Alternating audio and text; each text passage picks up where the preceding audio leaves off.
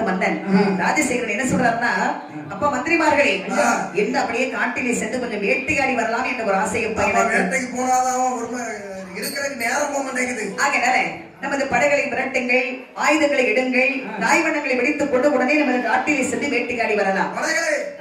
வேட்டைக்கு தயாராகுங்கள். அப்படி என்று பந்தளத்து மன்னவன் வேட்டையாடவன் வந்து புறப்படுகிறான். என்ன என்ன ஆயுதங்களை எடுக்கின்றனர்? ஆயுதம் எடுத்தார் உள்ளானது வேண்டி கொம்பலே